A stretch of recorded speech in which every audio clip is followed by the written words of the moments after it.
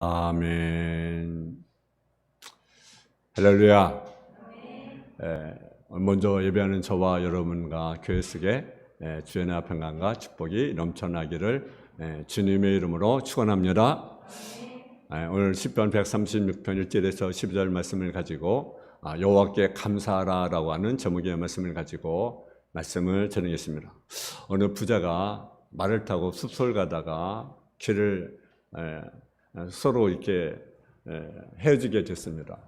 그래서 아버지는 아들을 찾고 또 아들은 아버지를 찾고 이렇게 서로 찾게 되다가 어느 지점에서 만나게 되었습니다. 그때 그 아들이 그렇게 말을 합니다. 이러면서 아버지 참 하나님에 감사하지요. 하나님의 섭리가 너무 놀랍습니다. 이 말 듣는 아버지가 궁금해서 물었습니다. 아들이 하는 말이 제가 아버지를 찾아오는 도중에 나무 뿌리에 말이 3번이나 넘어졌는데 나는 한 번도 다치지 않았습니다. 얼마나 감사합니까? 하나님의 은혜지요 라고 이렇게 이야기를 했습니다. 그러니까 아버지가 또 하는 말이 그래 그렇구나. 근데 나는 오는 중에 말이 한 번도 넘어지지 않았으니 너무나 감사하구나. 너무나 하나님의 은혜구나 라고 했다는 이야기입니다. 여러분, 하나님 방금 말씀드린 부자와 같이 우리들이 감사하는 사람이 되기를 원합니다.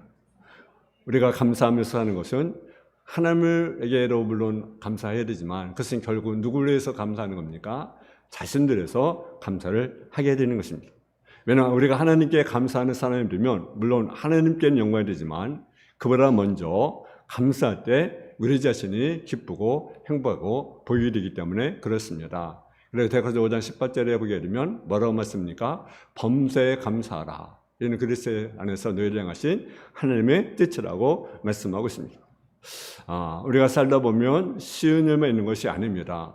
금년도 이제 2020년도 6개월이 지났습니다. 그리고 후반기를 우리가 맞이하게 되었습니다. 금년에 보면 많은 그 나름대로 가정이나 또 나라적으로 볼 때, 국내적으로 볼 때 많은 그 어려움이 있었습니다. 근데 지금까지도 뭡니까? 우리가 지내온 것이 뭡니까? 은혜라는 사실이죠. 그리고 우리는 또 후반기를 맞이해서 하나님께서 은혜 부를 걸 믿고 우리는 감사한 자가 되어야 됩니다. 오늘 그런 말씀 성경에 보면 감사하는 마음을 알 수가 있습니다. 시편 136편은요 감사시라고 말하고 있습니다. 각 절마다 하나님께 대한 감사와 경배를 지도하고 있습니다. 1절부터 3절까지는 하나님의 위대하심을 찬양하고 4절에서 9절까지는 하나님의 천지 사역에 대해서 감사하고 있고 10절부터 22절까지는 출애굽에서부터 가나안까지 인도하신 하나님께 찬양하고 감사하고 있습니다. 그리고 23절부터 26절까지는 하나님의 돌보심에 대해서 감사를 드리고 있습니다. 그러니까 오늘 본문에 보게 되면 시편 136편 이하쭉 29절 가운데 뭡니까? 26절 가운데 26절 매 절기마다 뭐라고 말합니까? 여호와께 감사하라. 여호와께 감사하라. 여호와께 감사하라. 아주 몇 번까지 했습니까? 26절 가운데 26절이 뭡니까? 여호와께 감사하라. 감사하라. 그렇게 우리에게 말씀하고 있습니다. 생각을 가만히 해보면 하나님은 일찍부터 이스라엘 백성들에게 1년에 3차례 감사한 절기를 정하셔서 감사하라고 생각을 가르쳤습니다. 이스라엘 민족에게 해방된 날이 6월절이고 6월절 이후에 50일이 지나서 천여매를 거두는 맥주절 즉 7절이고 토지에서 마지막 곡식을 거둬들여서 하나님께 감사하는 초막절 또 수양절이라고 하고 또 장막절이라고 합니다. 요즘 말로 말하면 추수감사절이 있습니다. 하나님은 이스라엘 백성들에게 1년 내내 절기 속에 감사하게 살라고 말씀하고 있습니다. 대부분의 사람들은요, 근데요, 감사보다는요, 은혜를 잃어버리는 살 때가 많이 있습니다. 그런 말 있잖아요. 원수는 물의 색이고 은혜는 돌의 색이다. 근데 반대로 사람들은 만들어. 원수를 어디에 계십니까? 물의 색에 있는 것이 뭐의 색입니까? 돌의 색이고 은혜는 물의 색입니다. 그래서 원수는 잃어버리지 않아. 원수는. 자기를 잘못했던 사람들은 잃어버리지 않아. 그래서 평생 원수로 지내는 경우가 얼마나 많습니까? 근데 은혜는요, 어떻습니까? 쉽게 잃어버려요. 쉽게 잃어버려요. 우리는 다른 은혜를 잃어버려도 하나님을 잃어버리지 않기 원합니다. 사람들은 일반적으로 생활이 넉넉하고 형통하며 건강하면 모든 삶이 편할 때 감사하고 기뻐합니다. 반대로 생활이 넉넉하지 못하고 편안하지 않으면 감사하지도 않고 기뻐하지 않습니다. 여러분 한번 생각해 보세요. 환경이 좋아서 감사하고 즐거워하는 것은요, 세상 사람도 하게 되는 거죠. 아, 감사하구나. 근데요, 믿음의 사람들은 어떤 상황이든지 감사할 수 있는 거죠. 환경이 좋아도 감사, 얻어도 감사. 신앙을 가진 사람은 믿음 가운데 감사할 수가 있는 것입니다. 신앙을 가진 사람이 환경을 보고서 감사한다고 한다면 그것은 진정 감사가 아닙니다. 예수 믿는다고 물론 생활이 반드시 좋아지는 것은 아닙니다. 예수 믿어도 어려움을 당할 수도 있고, 예수 믿어도 가난할 수 있고, 예수 믿어도 병에 걸릴 수도 있습니다. 또 하는 일에 실패할 수도 있습니다. 그러나 우리는 믿는 사람과 안 믿는 사람의 차이점이 무엇입니까? 예수 믿지 않는 사람들은요, 어려움이 오면 어떻습니까? 좌절하고 포기하고 그렇습니다. 근데 우리 믿는 사람들은요, 어려움이 오면 그 어려움을 극복할 수 있는 믿음이 생긴다라는 거죠. 믿음. 아멘. 믿음. 환경을 극복할 수 있는 믿음. 환경에 있는 믿음이 생기게 됩니다. 그래서 환경을 극복하고 어려운 가운데 감사할 수가 있는 것입니다. 우리가 잘 부르는 찬양 가운데 그 나라는 그 곡을 지은 성명의 자매가 있습니다. 그 사람은 태어날 때부터 유성 장애인입니다. 신체 조절은 손이가 적응하지 못해서 태어나면서도 한 차례도 제대로 몸을 거느지 못하는데 살아가고 있습니다. 똑바로 고개를 하고 싶어도 자꾸 옆으로 기울어지고 7살이 될 때까지 누워만 있었습니다. 10살이 되어서 간신히 숟가락을 들 수가 있었습니다. 뿐만 아니라 그 집이 너무나 가난했습니다. 서상가상으로 아버지는 폐결을 알았습니다. 그러니까 여러분 뭐가 기뻐할 수가 있겠습니까? 뭐가 감사할 수 있겠습니까? 그래서 너무나 절망하고 너무 인생을 실망하고 그래서 때로는 자살을 하려고까지 했습니다. 근데 17살 되어서 내가 이렇게 살면 안 되겠다.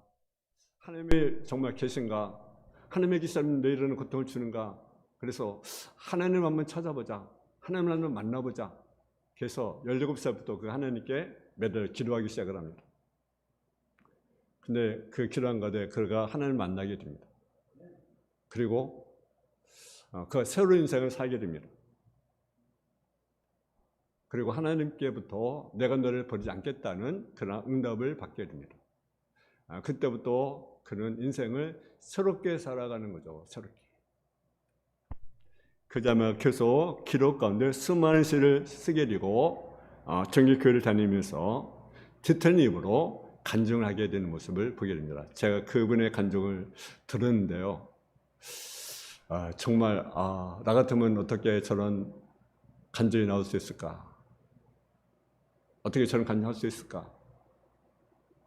그래서 저는 그 나라는 그 찬송시 같지 않습니까? 나 가진 점은 없으나 난 남이 가진 지식 없으나 난 남이 가진 건강 있지 않으나 난 남이 없는 것 있으니 난 남이 못 본 걸 보았고 난 남이 듣지 못한 음성을 들었고 난 남이 받지 못한 사랑을 받았고 난 남이 모르는 걸 깨달았네. 공평하신 하나님이 난 남이 가진 건 나 없지만 공평하신 하나님이 난 남이 없는 것 같게 하셨네. 여러분 그 자매가 가진 것이 무엇이겠습니까? 만나러 걸을 수가 있습니까? 자유롭게 말을 할 수가 있습니까? 배운 것이 많습니까? 가정이 넉넉합니까? 보통 사람들이 생각하는 행복한 인생은 아니었습니다. 생적으로 보면 아무것도 가진 것이 없는, 희망조차 가질 것이 없는 그런 사람입니다. 차라리 태어나지 않으면 좋을 뻔하지 않은가라고 생각할 수도 있습니다. 근데 본인은 어떻게 말하고 있습니까? 하나님께서 나에게 다른 사람이 갖지 못하는 것을 주었다는 거죠. 다른 사람들이 갖지 못하는 것 하나님께서 나에게 은혜로 주셨다는 것입니다. 그 어떤 사람보다도 덜 받지 않았다는 것입니다. 하나님이 공평하시다. 하나님이 공평하시다. 여러분 같으면 그런 고백이 나올 수가 있겠어요? 주신 환경, 조건, 여러분 하나로 변한 것이 없는데 어찌 보면 더 조건이 나빠졌는데 그래도 그 가운데 감사하는 모습을 우리가 보게 됩니다. 여러분, 감사하는 것은요, 조건에 자유된 것이 아닙니다. 환경의 문제가 아닙니다. 내가 믿음이 있느냐, 믿음이 없느냐. 믿음 있는 사람은 어려운 환경에서도 감사할 수 있습니다. 근데 믿음이 없는 사람은요, 어려운 환경이 오면요, 절대로 감사할 수가 없는 거예요. 형편과 조건 좋은 사람이 감사하며 사는 것이 아니죠. 믿음이 좋은 사람이 감사하며 살 수가 있는 것입니다. 그래서 믿음이 있으면 어떤 환경에도 감사할 수가 있는 것입니다. 그래서 고린도서 2장 7절에 보게 되면 믿음에 굳게 서서 감사함을 넘치게 하라. 아멘. 믿음에 굳게 서서 감사함을 넘치게 하라. 저 여러분 형제 좋아서 함께 감사한 사람이 아니라 믿음이 있어서 감사한 자가 될 수 있기를 주님의 이름으로 축원합니다.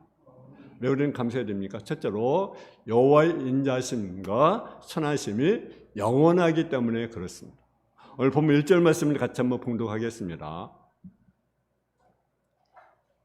시작. 여호와께 감사하라. 그는 선하시며 그 인자심이 영원함이로다. 아멘. 여호와께 감사하라. 그는 선하시며 그 인자심이 영원함이로다. 왜 우리가 감사해야 되냐? 여호와의 인자심과 선하심이 영원하기 때문에 그렇습니다. 하나님의 선하심과 인자심은 예수님의 말씀 속에 나타납니다. 마가복음 45절에 보게 되면 하나님이 그 애를 악인과 시인에게 피지게 하시며 피를 의로운 자와 불의한 자에게 내려오심이라. 불의한 자, 악인에로 하나님의 선하심과 인자심이 나타나고 있다는 사실이죠.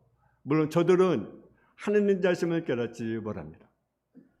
본문의 십병절은 하나님의 선하심과 하심에 대해서 감사를 드리고 있습니다. 왜냐하면 그 선하심과 인자심이 영원하다. 사람의 선은, 사람의 사랑은요 일시적이지만 하나님 자는 영구적입니다. 마치 자식이 잘못했어도 자기 자식인 것처럼 혹시 성도가 죄를 범할지라도 하나님의 영원한 인자심 때문에 하나님의 사랑을 끊을 수가 없습니다. 사람은요 조석변으로 변합니다. 아침에 생각이 다르고 점심에 생각이 다르고 저녁에 생각이 다릅니다. 그것이 인간입니다. 근데 하나님 자는요 영구적입니다. 사람의 마음은 변할 수 있지만 하나님의 선하심 가심이 영원하기 때문에 여기에 성도의 소망이 있고 기쁨이 있고 용기가 있는 것입니다. 우리의 고질병이 무엇입니까? 우리 고질병은요 무엇인가 내 손에 쥐어져야 기분이 있고 신이 나고 기뻐하고 즐거워해. 무엇을 많이 가져야 감사가 나오고 성공에 감사가 나오고 그래서 자기중심적이 우리를 지배하고 있습니다. 우리는 비록 다른 사람들이 나를 성가지 못한 사람이라 평가할지라도 여호와의 인자심, 여호와의 선하심이 영원하다는 걸 하나만으로 하나님께 감사드릴 수 있기를 주님의 이름으로 축원합니다.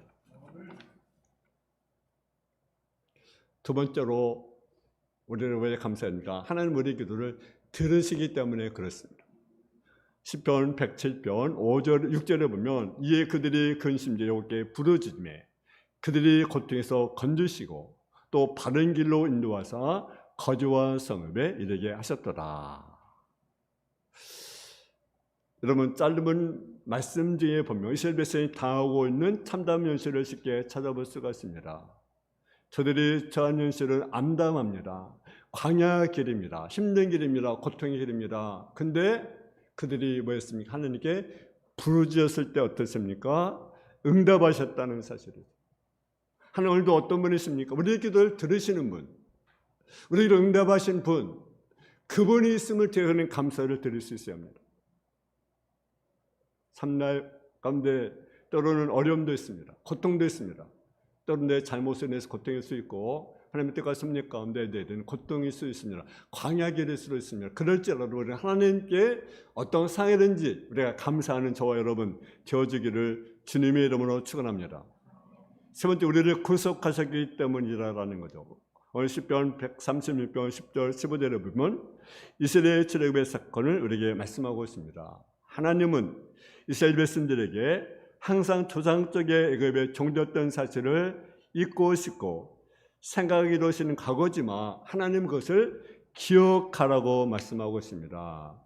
그것은 하나님께 그들을 어디에서 어떻게 구원하셨으며 어떻게 보호하셔서 광야를 통과하게 하셨으며 무엇을 인도하셨는지를 알고 하나님께 감사하기를 원하는 모습을 우리가 보게 됩니다.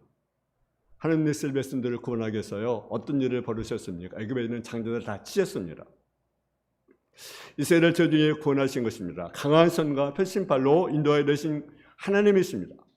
홍해를 가르신 일, 그 가운데 이스라엘을 통과하신 일, 바로와 구관들을 홍해에서 다 죽이신 일, 이것을 육체적인 이스라엘의 역사적인 사건뿐 아니라 오늘 우리들을 구원하신 구속의 역사를 가리키고 있습니다. 출애굽기 14장 13절에 보게 되면 모세가 백성에게 이르시되 너는 두려워하지 말고 가만히 서서 여호와께서 위해서 행하시는 구원을 보라.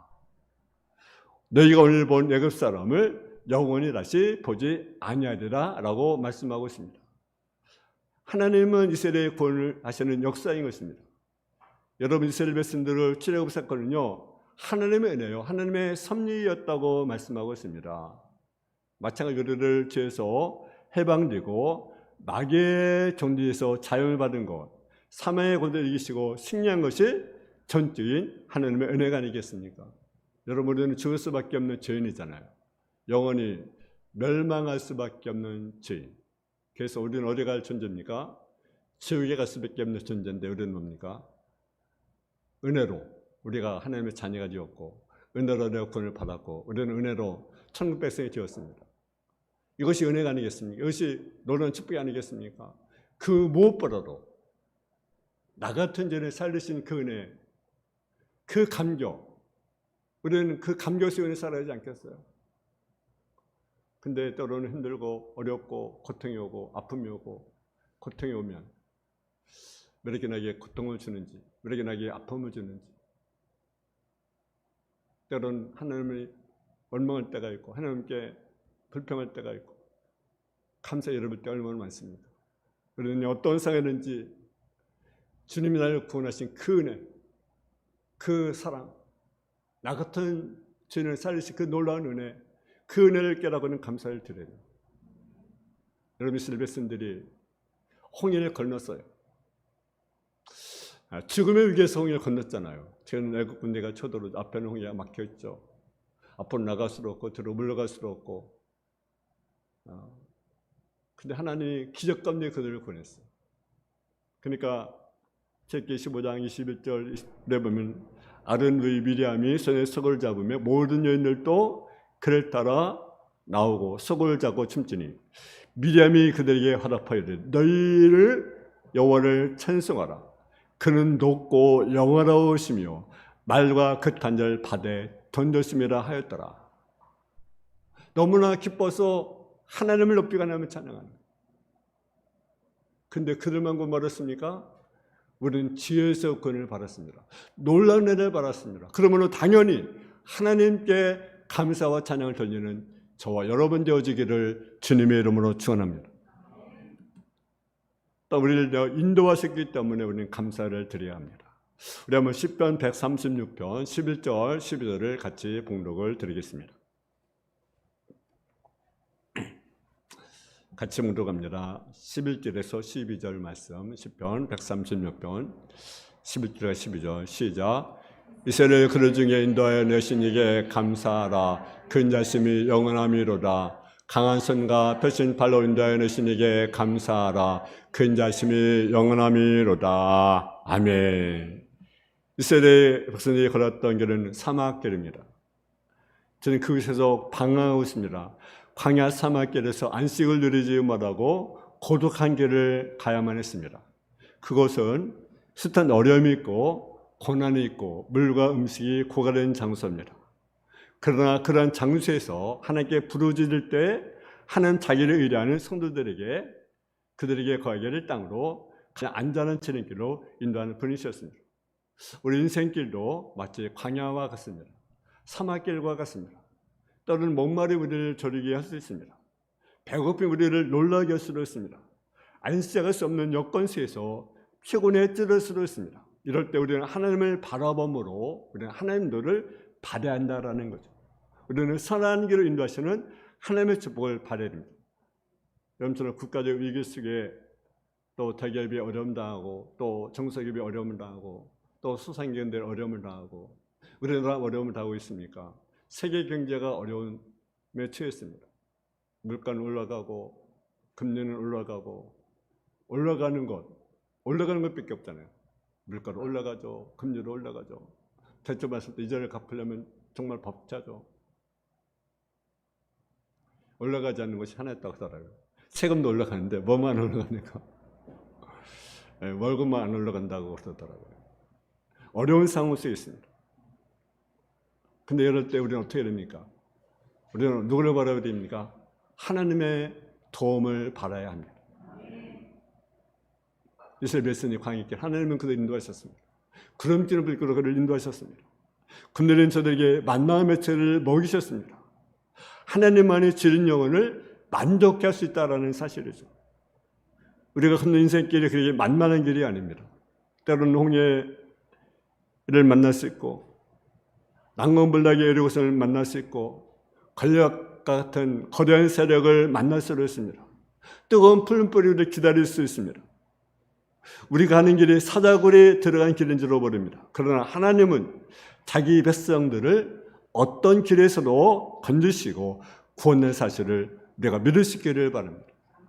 마지막으로 우리는 어떻게 감사해야 됩니까? 시편 116편 12절 보면 내게 주신 모든 애 내가 무엇으로 보답할까? 내가 구원의 잔을 들고 여호와의 이름을 부르며 여호와의 모든 백성 앞에 나의 손을 갚으리로다 하는 마음과 육체와 정성으로 감사해야 됩니다. 로마서 6장 13절에 보게 되면 너의 시체를 불에 무기로 제게 내주지 말고 오직 너희 자신을 죽은 자 가운데 다시 살려나신 것 같이 하나님께 드리며 너희 시체를 의의 무기로 하나님께 드리라고 말씀하고 있습니다. 또 찬송으로 감사를 드려야 됩니다. 고린도서 3장 10절에 보기에는 그리스도의 말씀이 너희 속에 풍성히 가요 모든 죄로 피자 가르치고 권면하고 시와 찬송과 신령한 노래를 부르며 감사한 마음으로 하나님께 찬송하고 또 무엇을 하는지 말 하나 일어나 다 예수 이름으로 그를 믿고 하나님 아버지께 감사하라. 또 뭡니까? 예물로 감사를 드리라. 시편 50편 14절에 보게 되면 감사로 하나님께 제사를 드리며 지도로 하신 네 손을 갚으며라고 말씀하고 있습니다. 여러분, 믿음의 사람은 환경이 좋아지고 조건이 나아지고 세상이 달라져서 감사하는 것이 아닙니다. 믿음이 늘어보기 때문에 하나님께 감사를 드리는 것입니다. 이제 예수 믿는 사람들은 생각이 좀 바뀌어야 합니다. 생각이 바뀌면 기가 막힌 것을 볼 수가 있습니다. 세상이 달라버립니다. 하나님의 감격하고 감사의 눈물을 흘리지 않을 수가 없습니다. 이제는 예전과는 차원이 다른 이전에 생각하지 못했던 수준의 감사, 하나님께 받는 감사를 드릴 수 있기 바랍니다. 여러분, 하나님 한번 생각해 보십시오. 모든 것이 하나님에 가는 것이 한 것이 없습니다. 흙하고 작은 은총의 손길이 나를 감싸고 있습니다. 영의 눈을 떠서 보시기 바랍니다. 믿음의 눈을 떠서 보시기 바랍니다. 나도 알게 모르게 지키시고 인도하시고 보호하셔서 지금까지 나와 예배해 가신 것을 감사하게 생각하시고 하나님 감사합니다. 감사합니다. 여러분 감사절, 몇 개 감사절, 이너무나 감사할 것이 이랬던 것을 다시 한번 회복하는 감사절 되어지기를 주님의 이름으로 축원합니다. 사랑의 아버지 하나님, 모든 것이 주님의 은혜입니다. 주님의 사랑이었습니다. 정말로 지금까지 하나님께 인자하심과 선하심이 영원하신 그 하나님께 우리가 감사를 드리길 원합니다.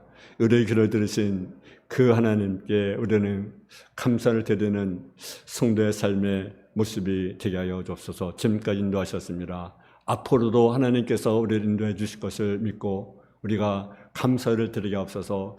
믿음의 사람은 어떤 상황이든지 감사할 수가 있습니다. 감사를 회복하고 감사를 찾는 성도의 삶으로 덧입어 주옵소서. 예수님의 이름으로 기도했습니다. 아멘.